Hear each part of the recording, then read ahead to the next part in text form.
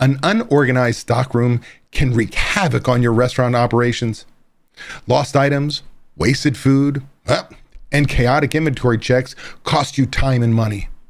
But don't worry, today I'll walk you through a simple system to transform your stockroom into a model of efficiency. Hey there, Restaurant Pro. This is Dave Scott Peters, restaurant expert, coach, and creator of the Restaurant Prosperity Formula. Today, we're going to tackle a common problem that many restaurant pros face: a disorganized stockroom. I'll share an easy-to-implement system that can help you, keep it neat, efficient, and stress-free.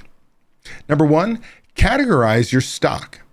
The first step is to organize and categorize. A cluttered stockroom usually means there's no rhyme or reason to where items are stored. So how do you do this? Group similar items together: dry goods, perishables, cleaning supplies, etc. Label shelves clearly to make it easy for everyone to find them and return items to the right spot. Number two, implement first in, first out, otherwise known as a FIFO system. Food waste can add up fast. When older inventory is buried behind newer items, things go wrong.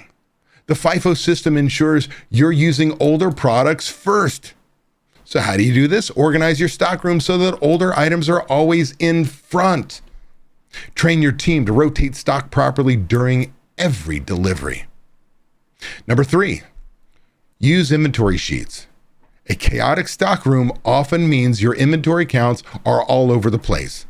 Without accurate tracking, you're more likely to overorder or run out of essentials. So how do we do this? Create inventory sheets that align with the layout of your stockroom, otherwise known as shelf-to-sheet or sheet-to-shelf inventory system. This makes it easier to count items and spot discrepancies quickly. Number four, set restocking par levels. When do you reorder? Without a system, you might find yourself overstocking or running out of key items at the worst times. So how do we do this? Establish par levels for each item based on the actual day of the order. For example, you might calculate you need 5 cases of a product on a Monday order and 10 cases of a product on a Thursday order going into the weekend. Using these thresholds to guide your purchasing decisions is critical. Number 5, schedule regular cleanups.